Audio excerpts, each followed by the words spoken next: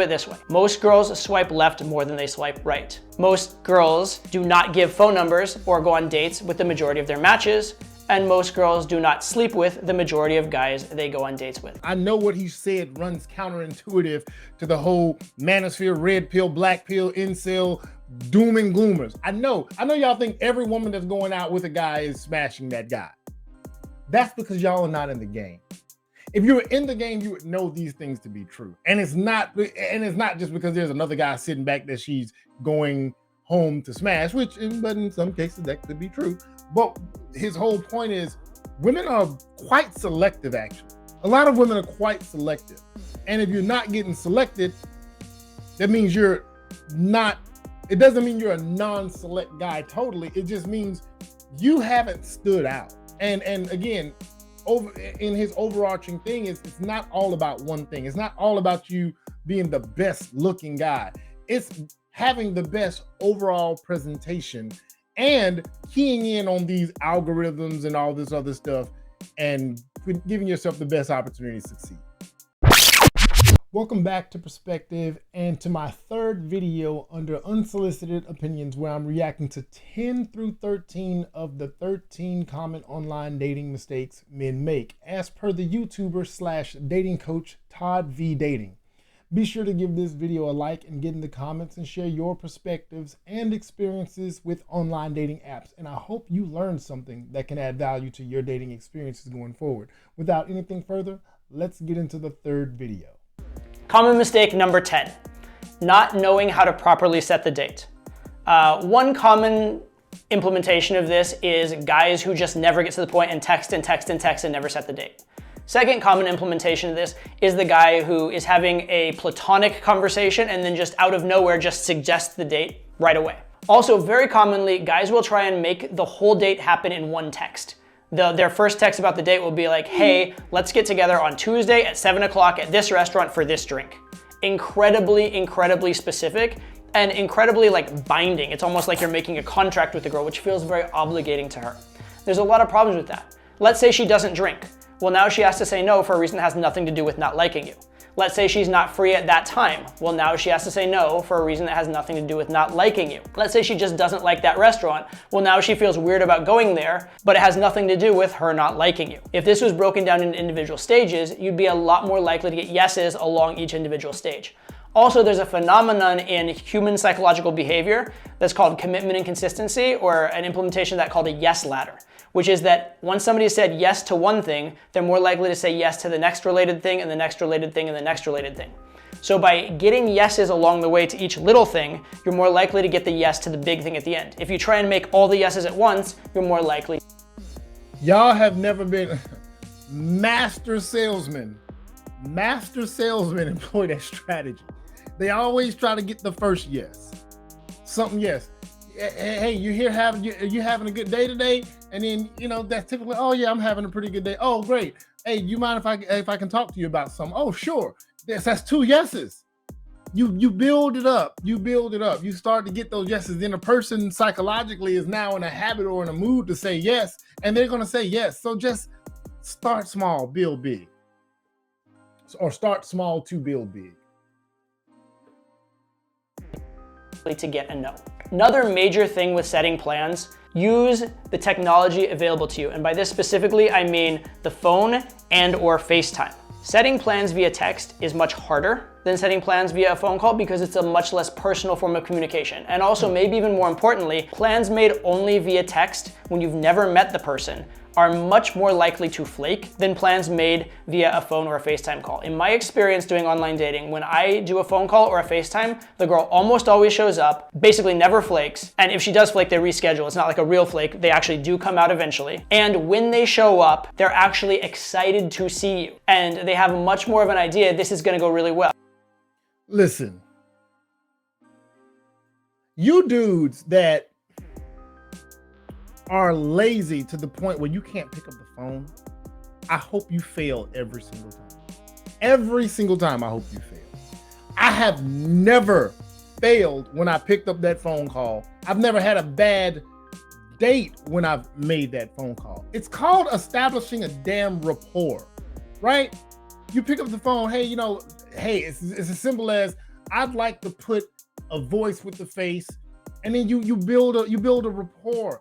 And at that point, you could talk about a date. You don't do it via text, even if it works or even if it has worked before. That much more effort.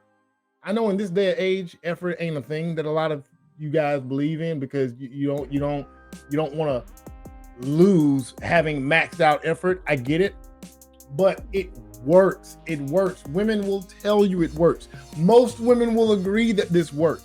Age doesn't matter in this case. The guy that picked up the phone and had her laugh a little bit and who she got a little bit more familiar with is most likely the guy that she's going to go out on that date. Well, they're much more down for kissing on the first date and even things beyond kissing on the first date, right? They're much more down for good things to happen because they're already coming in with a positive assessment of you, feeling like they know you. It already feels kind of like a second date to them when they show up on the first date. So a lot of the things they wouldn't do on a first date, they suddenly will, because it effectively feels like a second date. So use the phone, use FaceTime. It's dramatically useful for preventing flakes. It also will make all of your dates, I rarely say all, it'll make virtually any date show up more excited to see you and make the date itself go better as well. Common mistake number 11, not having a plan for the date. A lot of guys assume that they're just gonna show up on the date, and if it's meant to be, it'll be like a storybook romance, and doves will start playing harps around them and flowers will come out of the air and things will just go as they're supposed to in like a Disney cartoon. That's not how it works in the real world. If you want your dates to go well, dude, fellas, women love a man with a plan. A man with a plan exudes command. Ooh, that was a bar. That's just what it is. When you can say, hey, we're going here at this time, at this place, this is the dressing attire, I just need you to show up. Dude, again, it shows thoughtfulness, it shows effort, it shows that you actually give a damn. You cannot fail when you actually have a plan. But if you're just winging it, like totally winging it, I don't know, where do you want to go to eat? I don't know, what do you like to drink? I don't know. Dude, you're clueless. You're not a leader. You don't even come off as somebody who can lead. I don't want to put anything out there, and then she says no, and then I don't want to assume that she wanted. That's why you make that damn phone call and ask some questions and do some recon and find out what she likes. So when you make your plans, it shows that you thought about her in the process. This ain't complicated. It's really not. But again, like I've said throughout this entire video, if you don't care about being successful in this process, then this ain't the video. To have a plan. You should go to a venue for the date that is conducive to the date. It's conducive to you and the girl getting to know each other in an intimate, romantic way. It should be a place where if the girl were to kiss you, it wouldn't feel out of place. Otherwise, it's less likely she's gonna kiss you. It's also important, if you want things beyond kissing to happen on your dates, it's important that you be in a venue close to your place or her place, or somewhere where such things can likely happen. It's really a good idea to have a few different plans or a few different ideas of things you can do, so that if the date's going really well, it can proceed one way. If it needs a little more time, it can proceed another way, etc. But listen, you always want to listen. Who don't want to play in their backyard? Who don't want to fight in their backyard, right? Either way, you have the advantage. It's home court advantage. It's home court advantage. If we're 15 minutes away from my place and we're 20 minutes away from her place, I can suggest, hey, I'm only 15 minutes down the road. Let's head back to my place for a nightcap. And like he said, contingency plans. I can't name the number of dates where the date was going well, and we're at a restaurant having a nice dinner, and we're really enjoying our company, the company of one another. And so we say, hey, I want to do something else, but this place is about to close down. What else you got in mind? See, that's when you use this technology, use these phones, use these little gadgets. I can't find my phone. Use this. You've already looked something up. You know what's a late night spot. You know where the late night bar is. You know where the late night lounge is. You know where the next stop is going to be. So you can go from point A to point B and continue the night. What she thought was only going to be maybe a 2-hour date, now you guys are on 4 hours. Now it's maybe getting to after 12. Now, what's open after 12? Ain't nothing open after 12 but some legs. That's what I heard. I'm just saying, it works, man. It works. Trust and believe. but you need to have a plan for your date. You should go into the date in such a way that if the girl likes you and things can progress very fast to sex, relationship, etc., that is an available option. If you set up a date where that's not possible, you're gonna end up with a lot of frustration. Also, specifically, some plans are better than others. So typically, drinks are a better date than coffee because the environment is more conducive to romance. There aren't people running around with kids that might make the girl feel awkward about kissing. It's usually more romantic. And listen, look, you coffee daters. Now, so this is funny. My wife, she was a coffee dater. Because she doesn't drink. But now we didn't meet on a coffee date. I suggested dinner and that's what we did. And here we are all these years later. But the point, the coffee date, like he said, is not an environment conducive to romance. It's an environment that's conducive to meeting, right? So if you want to set a specific tone, do you want to set a meeting tone? If you go on a dinner date or you go on a drink date, man, you can sit next to her. You know, you can have her pull up next to you, and you know, y'all here. Coffee dates typically, it's this and this. You know, she's sitting there. I wish I had a little back, but it's this. You don't want this. You want the opportunity for this. So the coffee date, I understand it's cheap. You guys want to save money because they're always using you for food and alcohol, right? So then they can ditch you and go to the next guy. Get out of here with that shit. Quit worrying about all that. The whole point is you want to be in an environment that sets a tone for the results you actually want. But but back to my wife. My wife's whole point in a coffee date was she would get the smallest coffee, and by the time she finished that coffee, if she didn't like a guy, then that date would be she just going about her way. And hey, I met this guy and I met you and it didn't work. But the time it took to drink that coffee, if he couldn't put something down, then it just didn't work out. So yes, man, try something different. Go with the date. Go with the nighttime vibes, with the nighttime energy that makes it sexy and cool. Like that's where you go with it. Come on, man. This ain't complicated. But if you lack experience, this is giving you the information to go forward and be successful. Lit, all of those type of things do make a big difference. Also, going to shows. Cafe Intermezzo in Atlanta was my spot back in the day. It was one of my spots. I'm telling you, everybody who knows or anybody who knows anything, they know what I'm saying to be true. For the first date is usually pretty bad. Comedy shows in particular are one people do that's terrible. You can't talk. If you go to a comedy show with a girl, you're not gonna be interacting with the girl. You and the girl will both be interacting with the comedian on stage and watching the act, and you won't have a lot of time to actually get to know the girl and move things along in the way that a date actually should. The primary purpose of a date is for two people to interact and get to know each other in the most favorable way. If you set up a date where you're not actually interacting with the girl, you're kind of wasting that date. Common mistake number 12, lack of consistency or routine in your online dating. This one may surprise you, since it's something nobody ever talks about, but it is absolutely critical. I mentioned earlier, for example, the thing where the algorithm will stop giving you matches if you've gotten too many. If you are, for example, doing 5 hours of online dating in one day, as opposed to doing half an hour a day for 10 days, which is the same total amount of time, you will almost certainly get more matches out of that half an hour a day than you would have out of 5 hours in one day. So being consistent in small increments will get you better returns from the apps and from their algorithms than you would if you were doing it all at once. Also, the numbers you get by doing things in a more consistent way will be worth more. So let's say on Saturday, you do 5 hours of online dating stuff, right? And you get a whole bunch of numbers.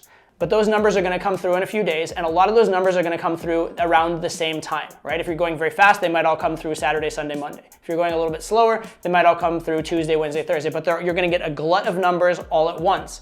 And when you're trying to make plans, having a bunch of numbers all at once isn't as useful because you have to, each date takes a certain amount of time. You can't schedule more than a few dates in one day. And for most people, you're not scheduling more than one date in a day. So the point is having all those numbers at once isn't as useful. If instead of getting like 10 numbers all at once on a Tuesday, you get 2 numbers a day for 5 straight days, you would have much better overall dating results from that. Also, just in terms of having online.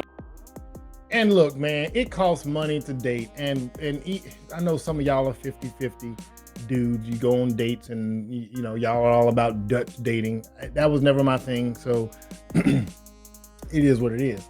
But if Dutch dating is your thing, maybe it works for you to go on a date every day. For those of us that were paying for our dates and that were successful in that process, you ain't paying for dates 5 dates a week.